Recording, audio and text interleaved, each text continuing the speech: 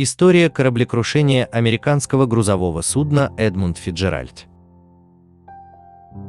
Судно «Эдмунд Фицджеральд» было американским грузовым судном в районе Великих озер, которое затонуло в озере Верхнее во время шторма 10 ноября 1975 года, в результате чего погиб весь экипаж из 29 человек. Судно «Эдмунд Фицджеральд» был спущен на воду 7 июня 1958 года. Он был самым большим кораблем на Великих озерах Северной Америки и остается самым большим из затонувших там кораблей. Он был обнаружен на большой глубине 14 ноября 1975 года самолетом ВМС США, обнаружившим магнитные аномалии, и вскоре после этого было обнаружено на дне, что судно состоит из двух больших частей. В течение 17 лет судно «Эдмунд Фицджеральд» возил токанитовую железную руду из шахт недалеко от Дулута, штат Миннесота, на металлургические заводы в Детройте, Толедо и других портах Великих озер. Как рабочая лошадка, он 6 раз устанавливал рекорды сезонных уловов, часто побивая собственный рекорд. Неся полный груз рудных окатышей под командованием капитана Эрнеста МакСорли, он отправился в свое злополучное путешествие из Супериора, штат Висконсин, недалеко от Дулута, днем 9 ноября 1975 года. По пути на сталелитейный завод недалеко от Детройта.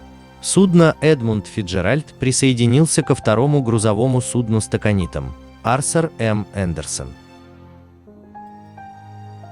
Судно направлялось на сталелитейный завод на острове Цук, недалеко от Детройта, штат Мичиган, с грузом 26 535 тонн окатышей токанитовой руды и вскоре достигло полной скорости 26,2 км в час. Около 5 часов вечера судно «Эдмунд Фицджеральд» присоединился ко второму грузовому судну под командованием капитана Джесси Берни Купера, судна «Арсер Эндерсон», направлявшегося в Гэри, штат Индиана, и Сту-Харборс, штат Миннесота. Прогноз погоды для ноября был обычным явлением, и Национальная метеорологическая служба НВС предсказывала, что шторм пройдет к югу от озера Верхнее к 7 утра 10 ноября. Грузовое судно «Вилфрид Сайкс» загрузился напротив судна «Эдмунда Фицджеральда» в северном доке Берлингтона, отправился в путь в 16 часов 15 минут, примерно через 2 часа после «Эдмунда Фицджеральда». В отличие от прогноза НВС, капитан Дадлидж Пакет из Уилфрида Сайкса предсказал, что сильный шторм пересечет непосредственно озеро Верхнее. Метеорологическая служба НВС изменила свой прогноз в 19 часов ровно, выпустив штормовые предупреждения для всего озера Верхнее. Суда «Арсер Эндерсон» и «Эдмунд Фицджеральд» изменили курс на север в поисках убежища вдоль берега Онтарио, где они столкнулись с зимним штормом в 1 час ровно ночи 10 ноября. Судно «Эдмунд Фицджеральд» сообщил о ветре со скоростью 52 узла, 96 км в час, и волны высотой 10 футов, 3 метра. Капитан Пакет из судна Уилфрида Сайкса сообщил, что после часу ночи он услышал, как МакСорли сказал, что снизил скорость корабля из-за суровых условий. Пакет сказал, что был ошеломлен, когда позже услышал, как МакСорли, который не был известен тем, что отворачивался или замедлялся, заявлял, что мы собираемся попытаться получить немного защиты с острова Рояль. В 2 часа ночи 10 ноября метеорологическая служба обновила свои предупреждения от шторма до шторма, прогнозируя ветер со скоростью 35-50 узлов.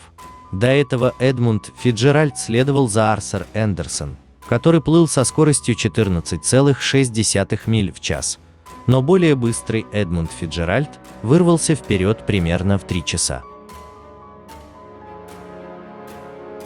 Когда центр шторма проходил над кораблями, они испытали перемену ветра, при этом скорость ветра временно снизилась, поскольку направление ветра изменилось с северо-востока на юг, а затем на северо-запад. После 13 часов 50 минут, когда судно Арсер Эндерсон зарегистрировал ветер со скоростью 50 узлов, 93 км в час, скорость ветра снова резко увеличилась, и в 14 часов 45 минут начался снегопад, уменьшив видимость. Арсер Эндерсон потерял из виду судно Эдмунда Фицджеральда, который в то время был примерно на 26 километров впереди. Вскоре после 15 часов 30 минут капитан Мак Сорли по рации сообщил на судно Арсер Эндерсон, что судно Эдмунд Фицджеральд попал в шторм и потерял две вентиляционные крышки и перила забора. Мак Сорли сказал, что он замедлит свой корабль, чтобы сократить разрыв между судами. Береговая охрана США предупредила все суда о том, что шлюзы Солт-замки был закрыт, и им следует искать безопасную якорную стоянку. Вскоре после 16 часов 10 минут капитан Мак Сорли снова позвонил на судно Арсер Эндерсон, чтобы сообщить об отказе радара, и попросил следить за ними. Эдмунд Фицджеральд, фактически ослепший, замедлился, чтобы позволить Арсер Эндерсон приблизиться к радиусу 10 миль, 16 километров, чтобы он мог получить наведение с радара с другого корабля.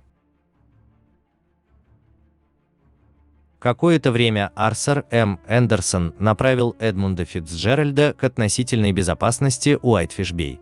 Затем в 16 часов 39 минут капитан Мак Сорли связался со станцией АСК в Гранд-Море, штат Мичиган, чтобы узнать, работают ли светофор и навигационный маяк Уайтфиш-Пойнт. АСК ответила, что их оборудование для мониторинга показало, что оба инструмента не работают. Затем капитан Мак Сорли окликнул все корабли в районе мыса Уайтфиш, чтобы сообщить о состоянии навигационных средств, получив ответ от капитана Седрика Вударда из Авафорс между 17 часов ровно и 17 часов 30 минут, что световой сигнал на маяке мисса Мичиган Уайтфиш-Пойнт не горит. Некоторое время спустя капитан Мак Сорли сказал Вударду: «У меня плохое предчувствие. Я потерял оба радара и борюсь с тяжелыми волнами над палубой в одном из худших морей, в которых я когда-либо был». К вечеру 10 ноября с судов и наблюдательных пунктов на восточной стороне озера Верхнее был зафиксирован устойчивый ветер со скоростью более 93 км в час. Судно Арсер М. Эндерсон зарегистрировал устойчивый ветер до 107 км в час в 16 часов 52 минуты, в то время как волны увеличились до 25 футов 7,6 метра к 6 часам вечера. Судно Артура Андерсона также поразили порывы со скоростью от 130 до 139 км в час и волны убийцы высотой до 35 футов 11 метров. Примерно в 19 часов 10 минут, когда судно Арсер Эндерсон уведомил судну Эдмунда Фицджеральда о приближающемся корабле и спросил, как у него дела, капитан Мак Сорли сообщил: «Мы держимся». Это было последнее, что о ней слышали. Сигнала бедствия не было получено, и 10 минут спустя судно Арсер Эндерсон потерял способность связаться с судном Эдмундом Фицджеральдом по радио и обнаружить ее с помощью радара. Капитан Купер судна Арсер Эндерсон сначала позвонил в АСК в Солт-Сент-Мари в 19 часов 39 минут на 16-м канале, на частоте бедствия. Сотрудники службы реагирования АСК проинструктировали его перезвонить по каналу 12, потому что они хотели, чтобы их аварийный канал оставался открытым, и у них были проблемы с системами связи, включая антенны, поврежденные штормом. Затем Купер связался с приближающимся морским судном Нанфри, и ему сказали, что он также не может обнаружить судно Эдмунда Фицджеральда на своем радаре. Несмотря на неоднократные попытки поднять АСК, Купер не добился успеха до 7 часов 54 минут вечера, когда дежурный офицер попросил его следить за 16-футовой лодкой, потерянной в этом районе. Примерно в 20 часов 25 минут Купер снова позвонил в Аск, чтобы выразить обеспокоенность по поводу судна Эдмунда Фицджеральда, и в 21 час 03 минуты сообщил о ее пропаже. Не имея соответствующих поисково-спасательных судов, чтобы искать судно Эдмунд Фицджеральд, примерно в 9 часов ровно вечера, Аск попросил судно Арсер Эндерсон оборачиваться и искать выживших. Около 22 часов 30 минут Аск попросила все коммерческие суда, стоящие на якоре в заливе Уайтфиш или рядом с ним, оказать помощь в поиске. Первоначальный поиск выживших проводился судном Арсер Эндерсон и вторым грузовым судном Вильям Клейфорд. Усилия третьего грузового судна Торонто Реджистед, судну Эдмунда Фицджеральда, были сорваны погодой. Аск отправила тендер с буями в Удраш из Дулута, штат Миннесота, но для запуска потребовалось 2,5 часа, чтобы добраться до места поиска. Станция Аск в Траверс-Сити, штат Мичиган, запустила поисковый самолет, который прибыл на место происшествия в 22 часа 53 минуты, а вертолет с прожекторами прибыл в час ночи. Самолеты канадской береговой охраны присоединились к трехдневному поиску, а полиция провинции Онтарио установила и поддерживала пляжный патруль на всем восточном берегу озера Верхнее. В ходе поиска были обнаружены обломки, в том числе спасательные шлюпки и плоты. Никто из членов экипажа не был обнаружен. На его заключительном рейсе судна Эдмунд Фицджеральд экипаж состоял из 29 человек. Их возраст варьировался от 20-летнего сторожа Карла Пекола до 63-летнего капитана Мак Сорли.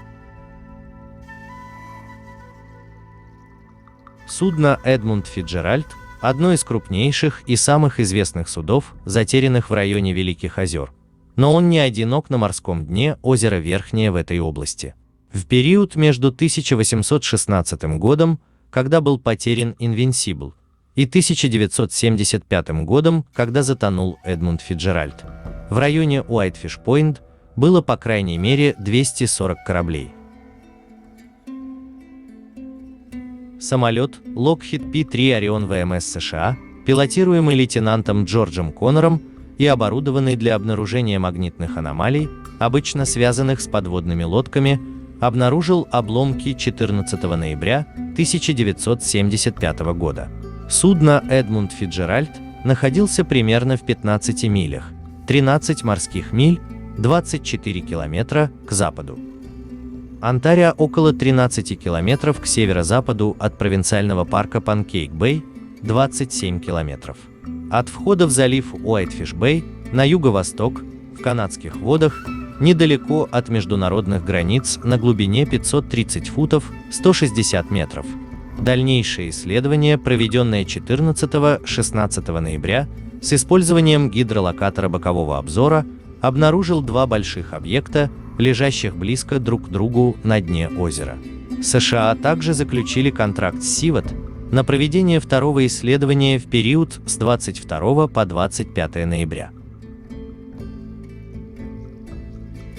Расследование отметило, что грузовые суда Великих озер обычно могут избежать сильных штормов, и призвало к установлению ограничивающего состояния моря, применимого к навалочным судам Великих озер.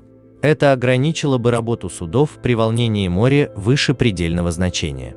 Одна из проблем заключалась в том, что судоходные компании оказывали давление на капитанов судов, чтобы они доставили груз как можно быстрее и дешевле, несмотря на плохую погоду. В то время судно Эдмунд Фицджеральд, несмотря на исторические данные о том, что сотни судов Великих озер терпели крушение во время штормов, не было доказательств того, что какое-либо государственное регулирующее агентство пыталось контролировать движение судов в ненастную погоду. Аск заняла позицию, согласно которой только капитан может решать, когда безопасно плыть. Точная причина затопления остается неизвестной, хотя ее проводили многие экспедиции. Судно Эдмунд Фицджеральд мог быть затоплен, потерпел разрушение конструкции или повреждение верхнего строения, подвергся обмелению или пострадал в результате сочетания этих факторов.